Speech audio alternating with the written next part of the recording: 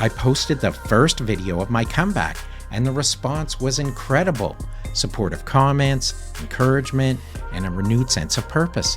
But even in that moment of excitement, doubts and overthinking were already holding me back. Self-sabotage was already lurking in the background, quietly working against me. And just as I started to regain my footing, life threw me a curveball that stopped me in my tracks. If you've ever felt stuck or like your own mind is holding you back, this video is for you. Let's dive into how self-sabotage can quietly take over, how to recognize its grip, and how to break free so that you can move forward with confidence. At first, it felt like everything was falling into place. The comments on my comeback video were uplifting, and reconnecting with my audience gave me a sense of momentum I hadn't felt in years. I started to believe that this time I could really make it work. But the doubts didn't stay quiet for long. Was I too late? Was I good enough to keep growing? The questions were subtle at first, but they began to grow louder. I didn't realize it yet, but I was actually falling into the mental traps of self-sabotage, and life was about to put those doubts to the ultimate test. Exactly 3 weeks into my comeback, I woke up one morning completely blind. My blood sugar had spiked to dangerously high levels, landing me in the ICU and leaving me in a near diabetic coma. I spent days fighting for my life and grappling with the reality of how fragile everything truly was.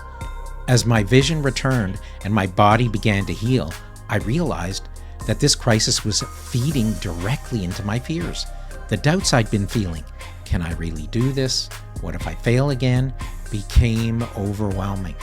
The health scare was external, but it unleashed the mental barriers I'd been carrying all along. Once again, my comeback plans were thrown off course, not just by the crisis itself, but by the internal battles it triggered. The months that followed were a battle, not just to recover my health, but to confront the mental habits holding me back. What is self-sabotage, really? It's not always loud and obvious. Most of the time, it's a whisper of doubt. What if you're not good enough? What if you fail again? These quiet fears show up as overthinking, procrastination, or avoidance. They feel like self-protection, but only erode confidence over time. For me, self-sabotage was that inner critic that questioned every move I made. It was the fear of burnout that stopped me from committing fully to my comeback, and the doubt that told me I'd waited too long to start again. Recognizing these patterns was the first step to breaking free of them, and it's something every creator can learn to do. So let's talk about how self-sabotage might be showing up for you, especially if you're an older creator. It manifests differently for everyone, but the result is always the same. It keeps you from taking action and moving forward. Here are some of the ways self-sabotage showed up for me and the strategies I used to push through it. Challenge number 1, fear of judgment. I often found myself worrying about how I'd be perceived. Would people think I'd failed or given up? When I posted the first comeback video, I hesitated before hitting publish, thinking, what if they've moved on? But the response was overwhelmingly positive. That moment reminded me that people don't judge you as harshly as you judge yourself. They're often rooting for you. Tip: self-sabotage thrives on fear, but authenticity is the antidote. Sharing my story honestly helped me connect with people on a deeper level and reminded me that my audience isn't looking for perfection. They're looking for a real connection. Challenge number 2, overthinking and perfectionism. Overthinking was a major form of self-sabotage for me.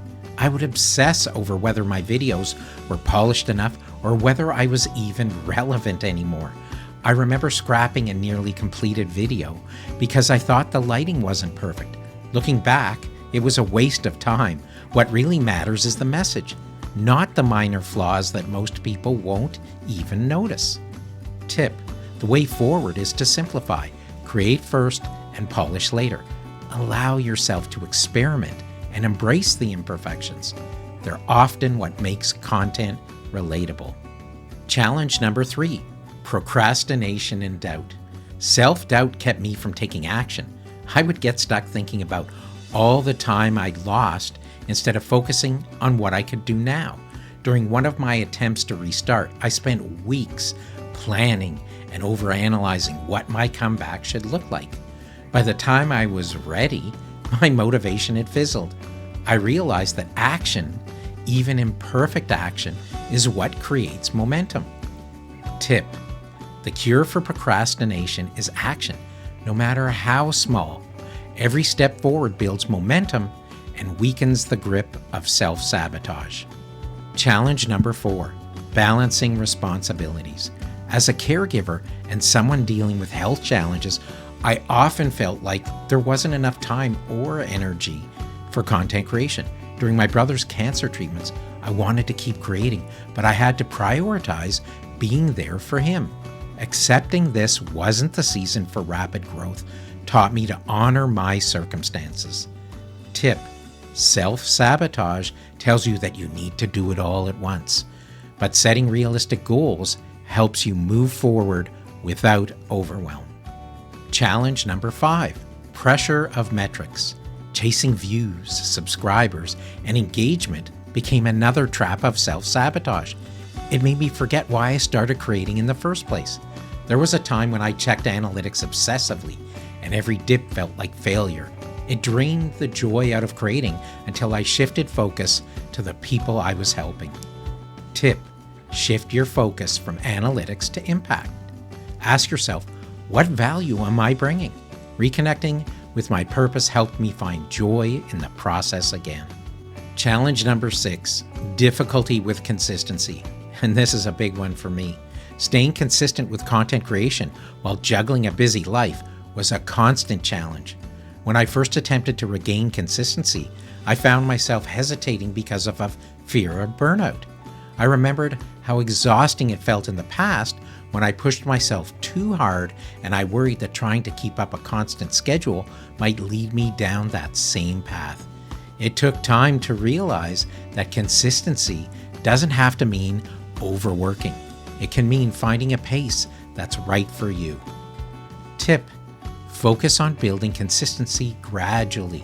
It's better to produce one meaningful piece of content at a steady pace than a sprint and risk burning out. Consistency is a marathon, not a sprint. Challenge number 7, Imposter Syndrome. Even after years of experience, I sometimes felt like I wasn't qualified to create content or teach others. I remember thinking, why would anyone listen to me when there are so many experts out there? But then I realized that my audience values the way I explain things. My voice and my perspective are what make me unique. Tip: your life experience is your greatest asset. Remember that your audience values your authenticity and unique perspective, things no one else can replicate. Challenge number 8, dealing with physical limitations. Health issues or energy levels often made it hard to keep up with the demands of creating and producing content. After my e-bike accident, I struggled with the energy to focus for long stretches. Instead of pushing through and making things worse, I learned to listen to my body and plan my work around times when I felt strongest. Tip: be kind to yourself and prioritize quality over quantity.